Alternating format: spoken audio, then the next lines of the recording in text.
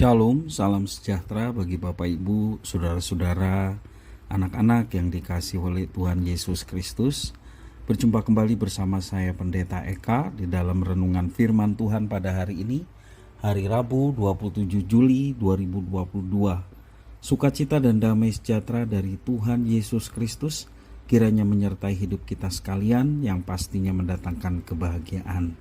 Puji nama Tuhan. Sampai pada pembacaan firman Tuhan hari ini, Amsal yang ke-26, kiranya firman Tuhan yang kita baca sungguh memberkati kita sekalian. Baik, sebelum kita akan merenungkan bagian firman Tuhan hari ini, kita akan berdoa terlebih dahulu. Tuhan Bapa di surga, di dalam nama Tuhan Yesus, kami sungguh bersyukur dan berterima kasih kepada Tuhan yang memelihara hidup kami sampai hari ini. Dan kami percaya bahwa Tuhan terus menyertai hidup kami. Dan yang kami inginkan adalah kami selalu dekat dengan Tuhan. Karena dekat dengan Tuhan kami tenang menjalani kehidupan penuh dengan sukacita damai sejahtera.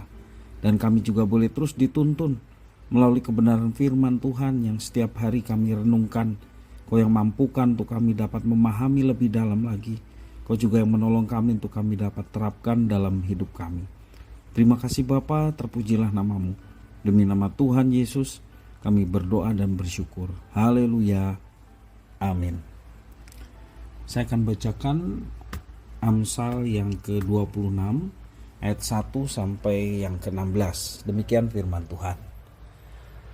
Seperti salju di musim panas dan hujan pada waktu panen, demikian kehormatan pun tidak layak bagi orang bebal. Seperti burung pipit mengirap dan burung layang-layang terbang, demikianlah kutuk tanpa alasan tidak akan kena. Cemeti adalah untuk kuda, kekang untuk keledai, dan pentung untuk punggung orang bebal. Jangan menjawab orang bebal menurut kebodohannya, supaya jangan engkau sendiri menjadi sama dengan dia. Jawablah orang bebal menurut kebodohannya, supaya jangan ia menganggap dirinya bijak.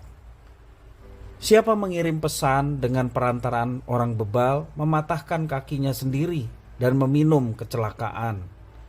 Amsal di mulut orang bebal adalah seperti kaki yang terkulai daripada orang yang lumpuh. Seperti orang menaruh batu di umban, demikianlah orang yang memberi hormat kepada orang bebal. Amsal di mulut orang bebal adalah seperti duri yang menusuk tangan pemabuk. Siapa memperkerjakan orang bebal dan orang-orang yang lewat adalah seperti pemanah yang melukai tiap orang. Seperti anjing kembali ke muntahnya, demikianlah orang bebal yang mengulangi kebodohannya. Jika engkau melihat orang yang menganggap dirinya bijak, harapan bagi orang bebal lebih banyak daripada bagi orang itu. Berkatalah si pemalas, ada singa di jalan, ada singa di lorong.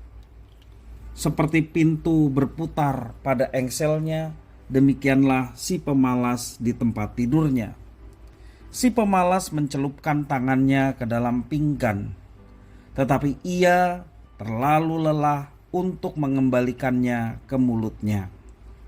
Si pemalas menganggap dirinya lebih bijak daripada 7 orang yang menjawab dengan bijaksana. Demikianlah firman Tuhan. Bapak Ibu Saudara-saudara, belajar adalah aktivitas mental atau psikis yang dilakukan oleh seseorang, sehingga menimbulkan perubahan tingkah laku yang berbeda antara sebelumnya dan sesudah belajar. Aktivitas ini sudah dilakukan setiap orang sejak mereka masih bayi.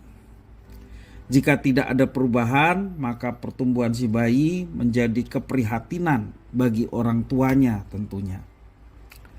Agaknya penulis Amsal memberikan gambaran mengenai seseorang yang tidak pernah mau berubah melalui proses belajar. Orang seperti ini disebut sebagai seorang bebal dan juga dikatakan sebagai seorang pemalas. Seperti salju di musim panas dan hujan di musim panen. Ayat yang pertama mengatakan, maka kehormatan yang diberikan kepada mereka merupakan hal yang sia-sia. Bahkan kepercayaan yang diberikan kepada orang bebal cenderung menjadi kontraproduktif. Sebab dengan kebebalannya mereka tidak menghasilkan hal positif apapun selain daripada hal negatif. Itu tertulis dalam ayat yang ke-6 sampai ayat yang ke-9. Tidak ada yang positif, hasil positif yang diraih, melainkan negatif yang didapatkannya. Bentuk kepercayaan apapun yang diberikan kepada orang bebal dapat berakibat fatal bagi orang yang mempercayakan. Selain itu, ia akan kembali mengulangi kesalahan yang pernah dilakukannya. Ayat yang 11.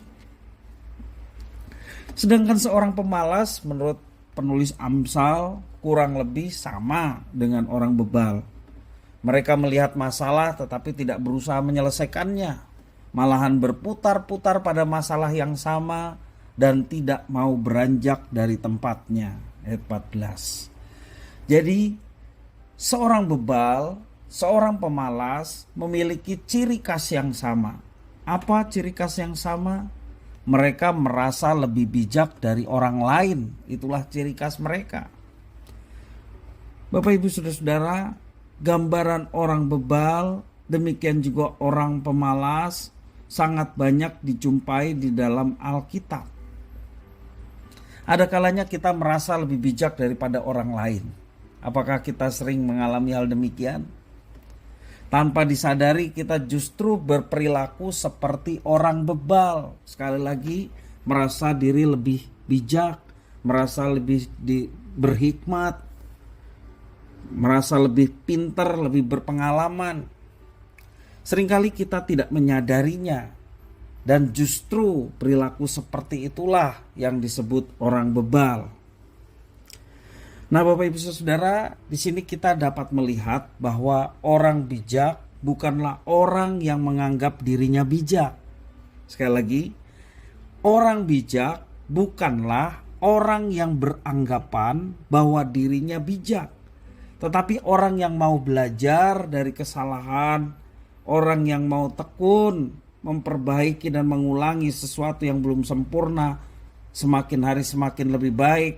Justru orang yang demikianlah yang disebut orang bijaksana. Sekali lagi, orang yang mau belajar, mau memperbaiki kelakuan dan tidak mengulanginya lagi, orang yang demikianlah yang disebut orang bijak. Nah, dengan demikian orang yang disebut bijak tadi menjadi orang yang dapat dipercaya. Demikian juga dapat mengerjakan pekerjaan dengan baik. Sepertinya sederhana, bukan? Tetapi ketika kita memandang diri kita harus mengalami keuntungan, harus mengalami penghormatan dan lain sebagainya, maka ketika kita mendapatkan benturan-benturan hal itu tidak terdapat dan terjadi dalam hidup kita, maka kita menjadi orang yang angkuh, orang yang sombong. Dan demikian bukanlah menjadi orang yang berhikmat. Karena apa? Karena menganggap lebih daripada yang lain. Baik lebih bijak, lebih pintar, dan lebih-lebih yang lain. Nah, Bapak Ibu Saudara, sekali lagi mari kita mau belajar untuk menjadi orang yang bijaksana, menyadari akan kesalahan kalau itu memang salah dan tidak mengulangnya lagi. Itulah ciri khas orang bijak. Sejauh mana kita dapat dipercayai oleh orang lain dan hal itu menjadi penentu apakah kita bebal atau tidak, marilah kita senantiasa belajar menjadi manusia yang bijak. Kiranya firman Tuhan memberkati kita sekalian. Kita berdoa. Tuhan Allah Bapa di surga, terima kasih atas firman-Mu. Mampukan kami untuk memiliki hati yang bijaksana, hati yang penuh dengan kerelaan untuk melakukan apa yang dikehendaki oleh Tuhan, dan terus belajar mengoreksi diri dan tidak menjadi merasa bahwa kami sudah banyak hikmat, kami sudah melebihi dari yang lain. Tetapi kami mau belajar merendahkan diri di hadapan Tuhan, bahwa sesungguhnya apa yang ada pada kami Itu semua karena pemberian dan anugerah Tuhan. Karena itu setiap kami diberikan kesempatan, baik keberhasilan, kemampuan, kami kembalikan bahwa semua yang kami dapat capai itu semata-mata karena anugerah dan berkat Tuhan. Terima kasih ya Tuhan, jadikanlah kami anak-anak-Mu yang bijaksana. Karena kami mengandalkan Tuhan, kami selalu dipimpin firman Tuhan dan siap terima teguran yang daripada Engkau. Terima kasih Tuhan, inilah doa ucapan syukur kami atas firman Tuhan. Demi nama Tuhan Yesus kami berdoa.